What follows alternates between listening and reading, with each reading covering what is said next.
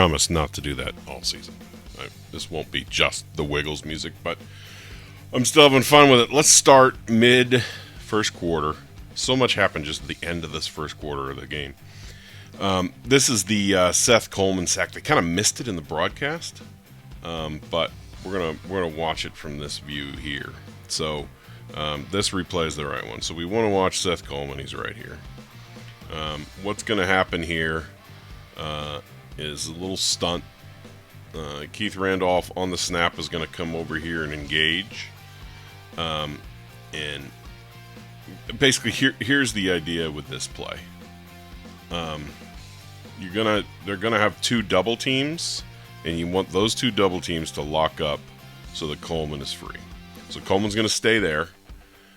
Randolph is going to go to the tackle here. And this guard's job is to either double team Randolph or watch for somebody coming around inside. Same with the center. Going to go double team here. Watch for a guy coming through and this and that. What the defensive coordinator is watching for is get a double team there, get a double team here, and Coleman walks through. And that's what happens. So, see how, this is, if I'm Ryan Walters on the sideline, I talk about that all the time. Like, if I'm the coach, right now, I'm so excited. Because you know what you called and you know what you want to see. And you want to see the left guard engaging Randolph. And you'll see the center engaging Calvin Avery. And, Newton's coming around here with the left tackle, right guard with Randolph. Center with Avery, Seth Coleman untouched. That's just easy. That's fun right there. Let's go back and watch it again. Randolph here, this guard. Again, they have their keys that they're reading. As soon as he goes to, okay, I got nobody else. Center has that guy engaged. I'm going to double team. And then as Avery goes over here, this guy is looking. I'm like, okay, do I have this? No linebackers blitzing. There it is. Wide open. At this point, this guy should be spotting Seth Coleman and headed over. But, yeah, that was easy. So look at the clock here. 5:50 left. Everything in this game is about to happen in 6 minutes, basically. Right now we're down 3-0. In 6 minutes we'll be up 21-3. You know this play if you watch the game. Matt Bailey recovers the fumble in the end zone for the touchdown. I guess I'll just let it play for a bit here and we can watch the actual replay, and then I'll move us around. So really, it's three people who make a play here. Sidney Brown makes the forces the fumble, just gets a hand punch in, punch out. So you'll see that here. Little stumble from the punt returner. Litzy spins him around. Here comes Sid, punches it out. Litzy dives for it and pushes it forward, and then Bailey comes on top of it. The interesting thing to me, and this is going to be one of those where I read way too much into it. It's no secret that I've had this Matt Bailey man crush for a while. The best part of this is kind of his awareness. Like, I want him as the deep safety. I want him as the Kirby Joseph the next 3 years. This year and then the 3 years after. Because he just has some awareness. I said that the first time I watched him at practice. I'm just really excited about that part of it. Let's go back to the beginning here. Okay, so here's Bailey here, right? Watch, and he will stumble. This actually kind of makes the play for us. So he engages that block, makes sure the guy isn't rushing, shoves him far enough out, and then he's going to go upfield. But he stumbles. So you watch right here, falls down. So now he's late arriving to the scene. And this is where Talon is spinning the guy around. Almost has the tackle. He spins out of it. Here comes Sid to make the tackle. Bailey's still way back here. The part I love is that he immediately sees the ball and gets it. Like, I think the natural reaction for a player here is to just kind of flow into like, oh, the tackle's here. He's just head up and off he goes, and kind of an easy fall on it in the end zone. But I just kind of love that he falls down, so he's going to be late arriving, and because he would be right here in the mix, but because he's late arriving, he's on the edge, dives on the ball, touchdown. The other two good plays are, Talon, after he spins him, almost gets the recovery, but at least keeps number 3 from getting it. You can see this better on this next replay. So Talon spins him around, gets right back up. Now it's a race between 3 right here and Talon to fall on the ball. Here's Talon, here's number 3. Obviously that's the ball. Talon gets there, they get their hands on it at the same time, and he just kind of pushes it forward, and there's Bailey, and there's Talon celebrating. So really, Talon does a great play to spin him around. Sid has his eyes out, and with a guy turned, Sid is smart enough to know that ball. Look at what Sid's looking at right there. How exposed is that football to a player coming from right there? And whoop! Out it comes. Talon and the guy, they fight for it. This is Talon basically keeping it alive. Another important part to the play, and here comes our hero. Eyes on the ball. Here comes our hero. Listen to me. True freshman, fumble recovery for a touchdown, interception in the same game. I'm ready to have 9 Matt Bailey jerseys hanging on my wall. This is the Michael Marquez touchdown. So we're 4 minutes left to go in the first quarter. This is one of those plays. I have the image saved here.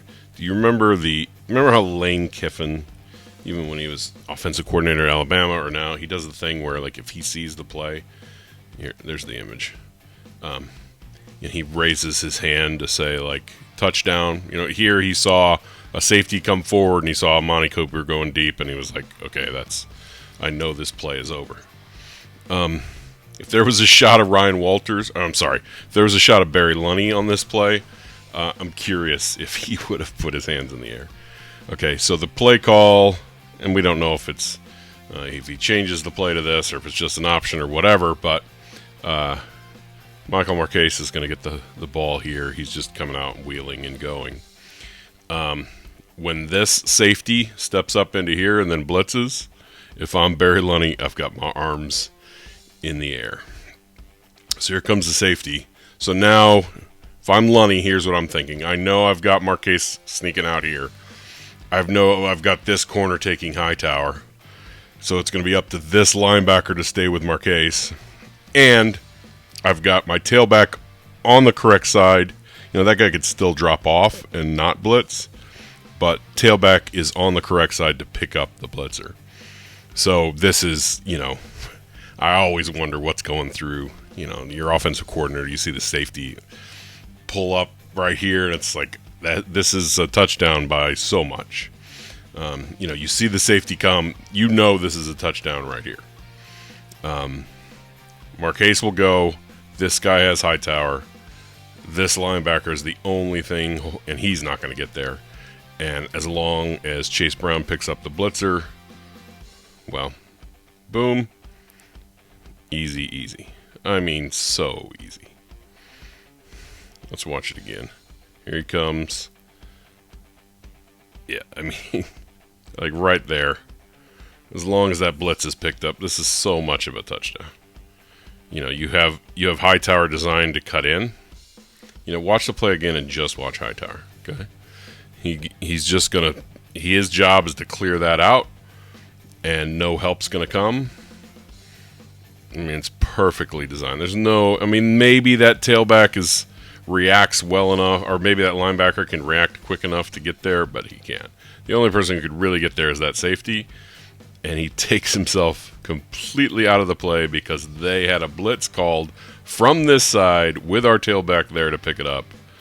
That is a touchdown 700 times. This was a quick little thing after that touchdown. I'm not sure people watching at home knew. I don't think they came back to this later in the broadcast. So this extra point by Caleb Griffin, he didn't, I saw it because I'm on that end where I am in the stands. Let me just get to where I can go super slow-mo through it. So they were showing Marquez getting celebration on the sideline after the touchdown. Okay, see Hugh Robertson's hands? He dropped the snap and never got it off the ground. So I'm a little super slow-mo here. Keep your eye there. He never gets it off the ground. He tries to stand up, so he just kind of lays it there. And so as Griffin is going to kick this, the ball is laying flat. It's just sitting on the turf with kind of the point of the ball pointing toward him. And so Griffin gives it a kind of a soccer style this, and it doesn't get very high off the ground. You can see where it hits the net here. There's the ball right there hitting the net. So it cleared through somewhere like right here. But it was good.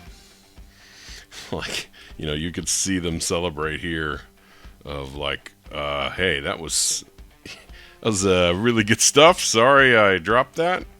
But yeah, let's go through it one more time. Super hard to see. I'm going to go super slow-mo again. So just watch Robertson's hands. They never really come up with the ball. He's just down, and there it is. It rolls over.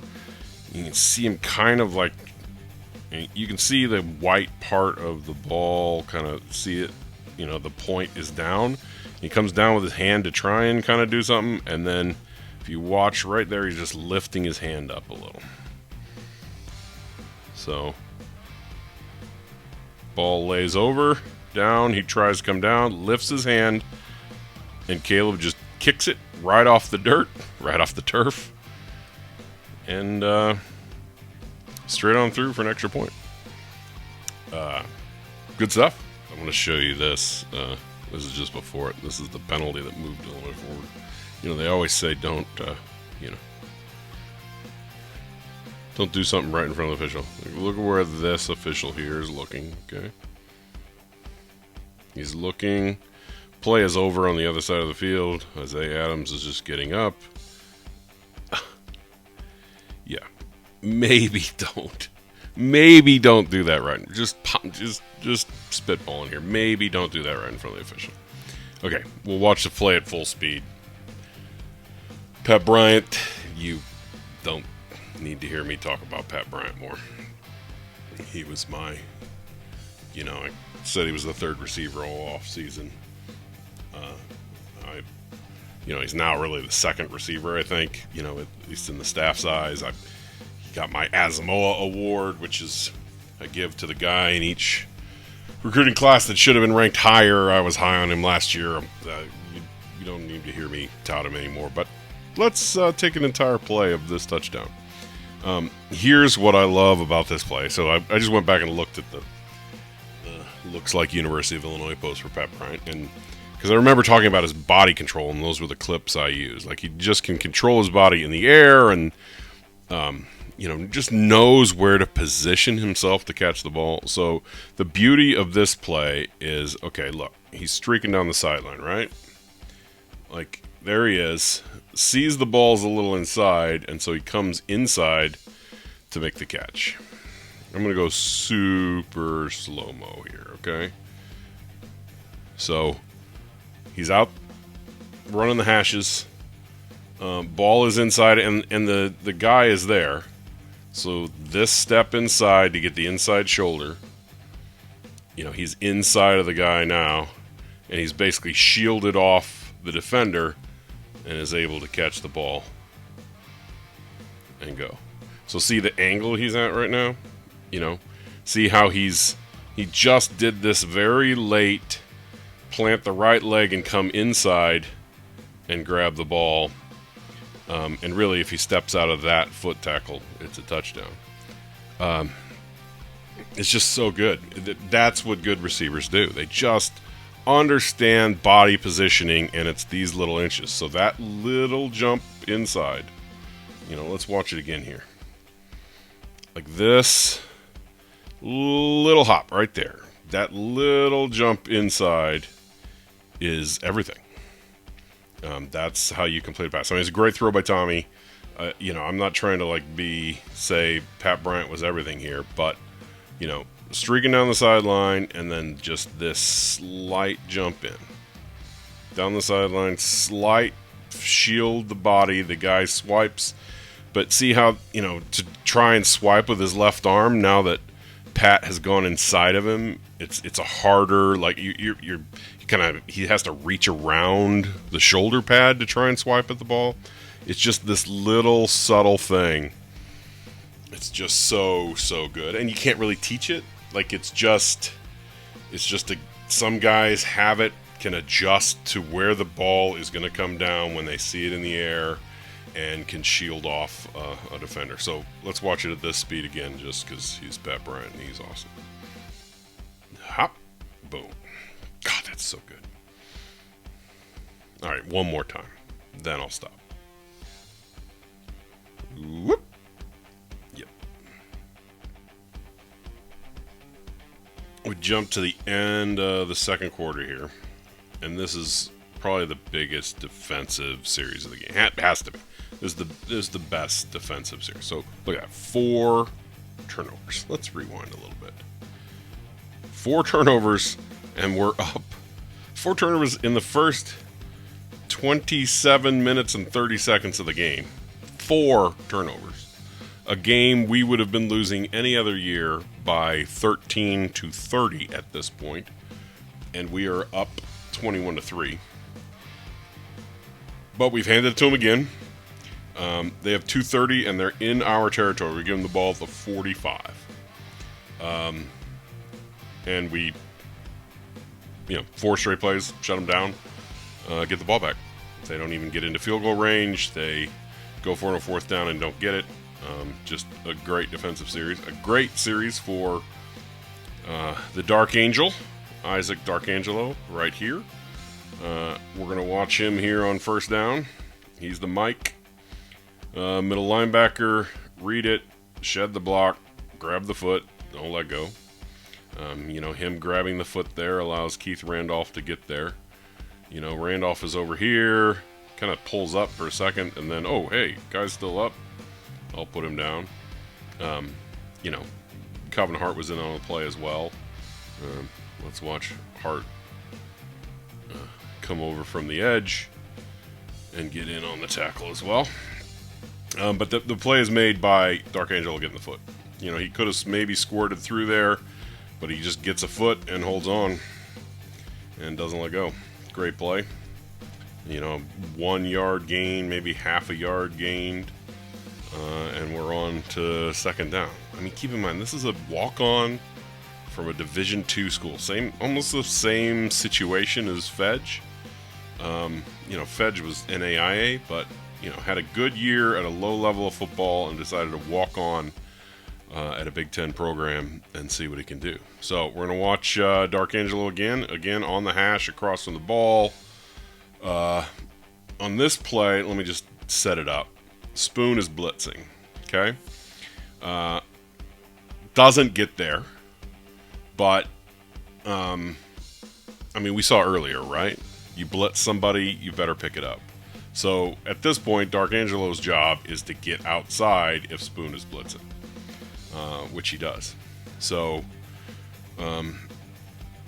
there's a play here that gives up, 7 yards or whatever. But that tackle saves a 1st down.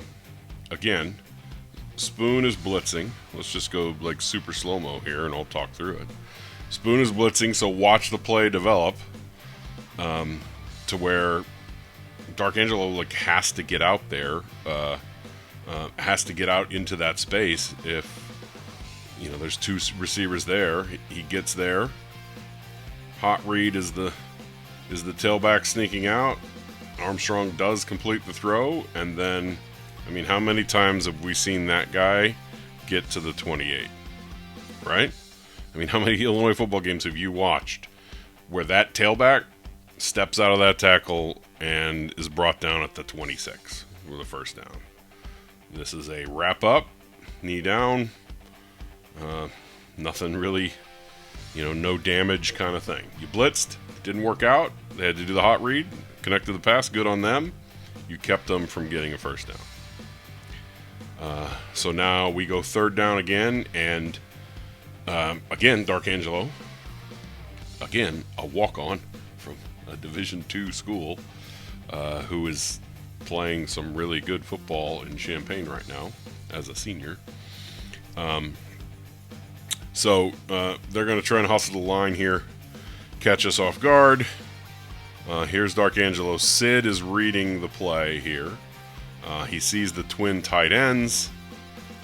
He's going to give, you see him give the little pat to D'Arcangelo of like, we're going full on left, I've got the cutback kind of thing. And, this is just, let's just watch D'Arcangelo. Don't watch the ball.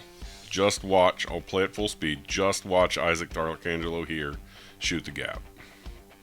Sheds the block, gets a foot, this and that.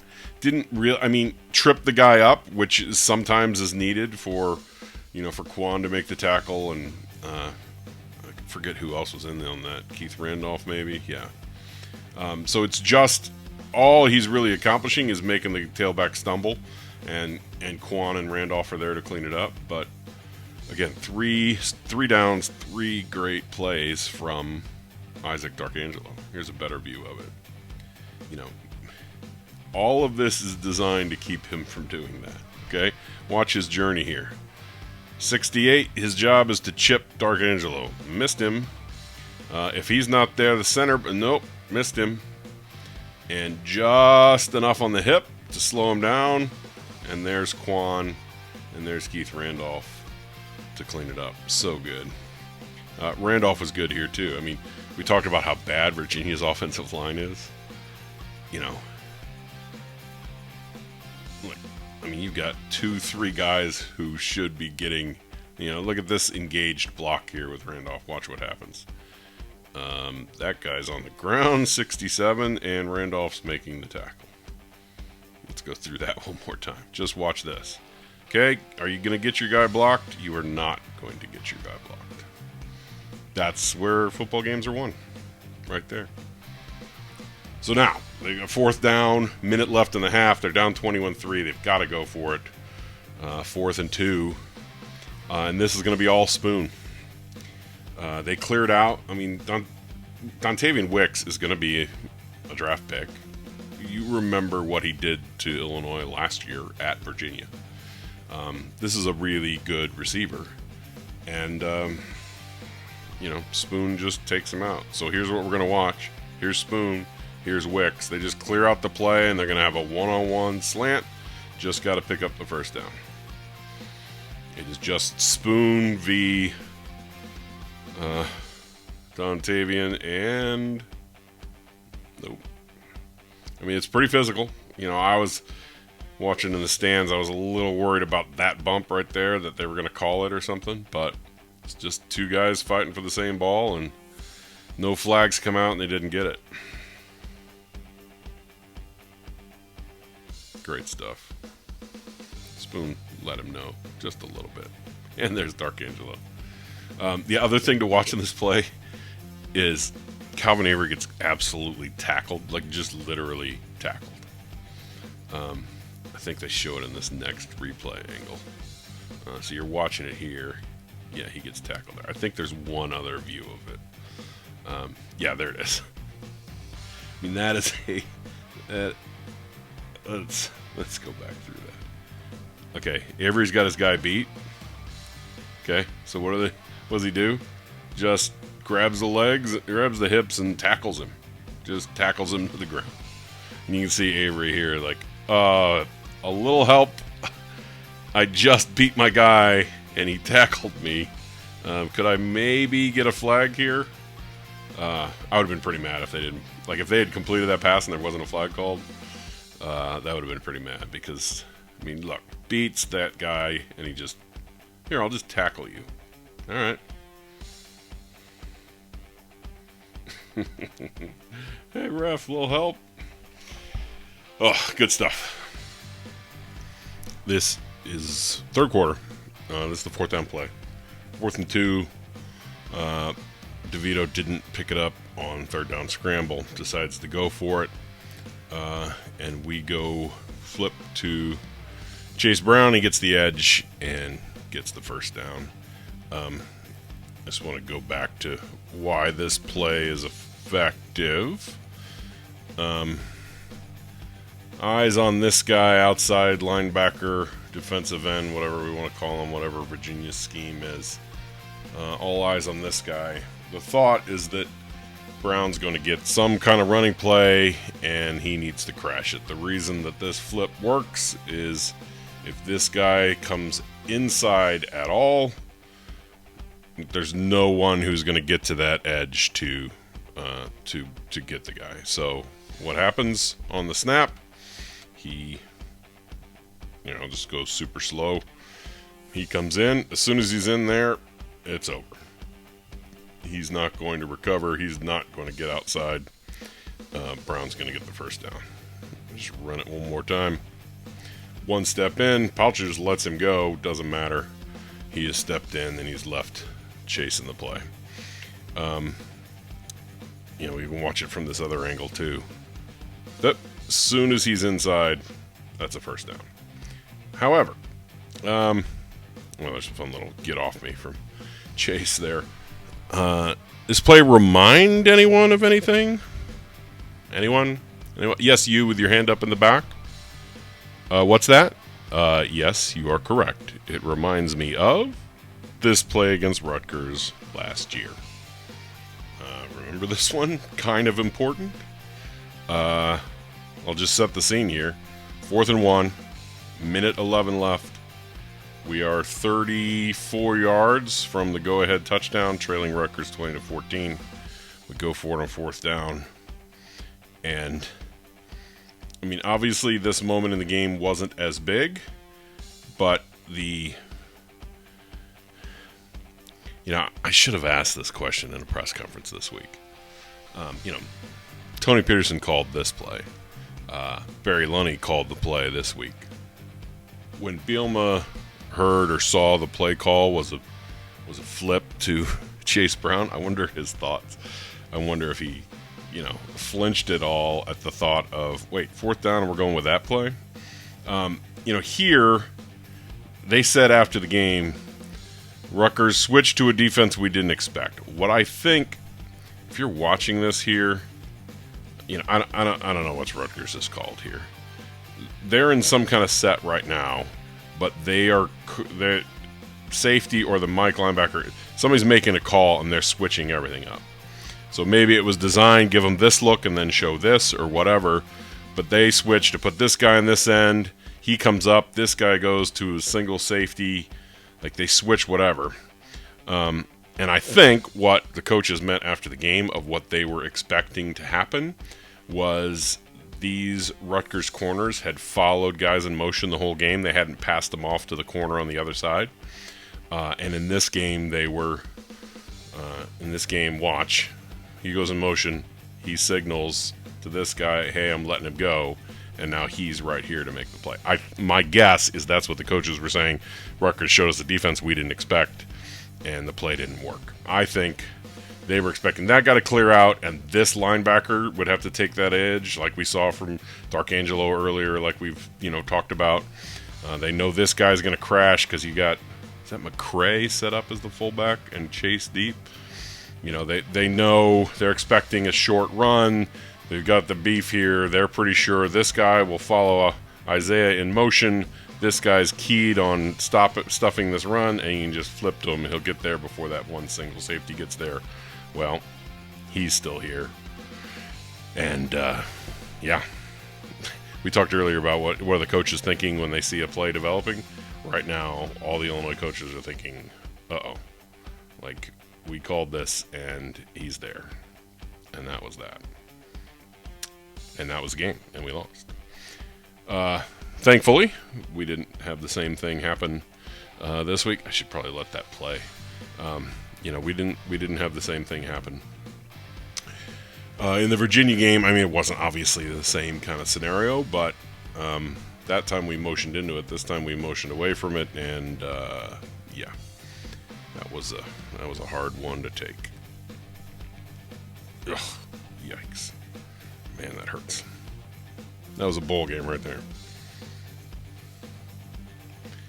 Right there. Yeah, same reaction, coach. Let's end by looking at the officials, right? Shouldn't we do that? Both of these were sent in by others. This one, I can't get over this one. I didn't notice it at the time. I had no idea. It's crazy to me. So this is Virginia's one big play of the day, right? Their one single big play of the day. And here's what we've got. Okay, they complete the pass, right? Looks like he almost steps out there, but he stays in, right? And then Kendall Smith gets there and shoves him out. Somewhere right at like he's stepping out just before the 40, something like that. Shows him out, yeah, just right at about the 41. He goes out of bounds. Okay, so it'll be 1st and 10. Virginia, they're gonna hustle up. They're gonna run a little hurry up here. They're gonna try and catch us with some tempo. So 1st and 10 at the 41. What? Okay, he went out at the 41 right here. 41 right here. The ball is placed at the 33. I'm going to repeat that. He went out right here. The ball is placed right here. I don't even know, it's not some, oh, did he really step? Look, he's out of the 41, and so the ball is placed here, right? Okay? Ball's placed here at the 33. What? That's did they think this is the sideline? I've watched this so many times before recording this. The only thing I can think is that the official somehow got confused in his mind and saw him cross this part of the white into the green again, and just in his mind that was the sideline, and so that because there's just no way to get that wrong, right? Almost stepped out there. That's not the point here. The point is, he's out here. I would have spotted the ball right around the 40. And they spot it here. It's unbelievable. How... I've got another shot here. So they after this hurry-up play, where they run a little running play, they go back to show the replay of how they connected on this long pass play. Look at that. It's at the 30. It's legitimately, it's spotted at the 33. I'm so glad Scott sent me this. So after this, they go and they'll play the kind of overhead view, so you can kind of see where the officials are. Quan gets caught, thinks he has help, and so you got this official here. Okay, you got this guy here, right? Okay, so we might lose him, but let's just keep our eyes on those guys. He's backpedaling, he's watching. Okay, so this guy, look, he is stepping out here. This official is right here. This official is right here. The ball is spotted at the 33 here.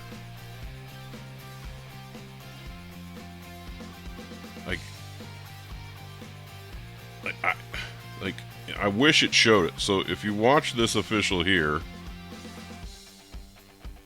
that's not contact with, the Illinois players are in the green, so that official is supposed to be in the white. It's not sideline or anything else. But again, he just went out right here. He's running down the white here. This official is waving his arms and then kind of steps in and spots it.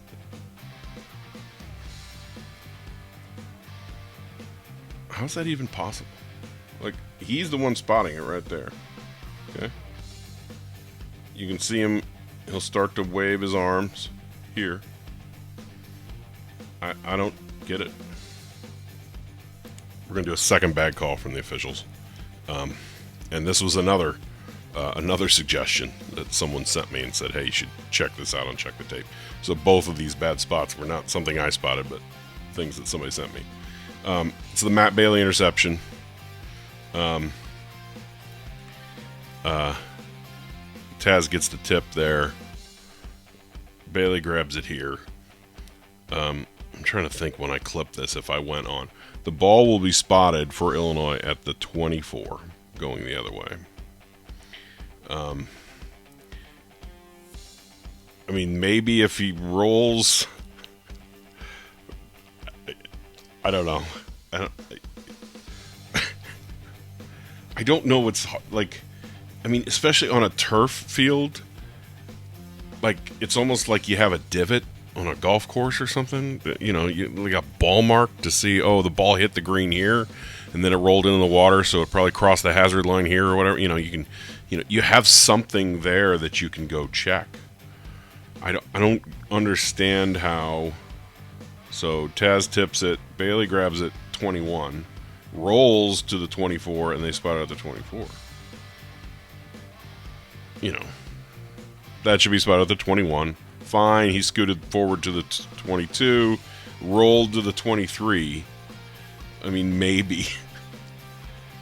I just don't understand how you spot that at the 24. Like, this is important stuff, right? Like, official there. You can see, you can see this guy who's going to spot it. He's slowing down, like, official, whistle in, blowing, and they meet at the 24. Again, it helped Illinois. It was, 3 yards forward for Illinois. But he was clearly caught it there and was down, bounced to the 22, rolled to the 23, and they spotted it at the 24. And you can see the scuff marks from where he landed. I will not ever understand. Like, look, my son played football. I've been to high school games. I've been to college games. I've been to professional games. I've watched a lot of balls be spotted. I don't understand how some of these are so bad that, there were JFL refs when my son was playing JFL that would, just understood the rules better. Should be spotted at the 21. If you're generous, the 22. He rolls to the 23. They spot it at the 24. I got nothing. And that's it. That's the end. We've reached the end of Check the Tape. Great game. Shouldn't end on a frustrating officials note because it didn't really matter. I mean, there were 10 penalties on us, and we could have maybe won by more. But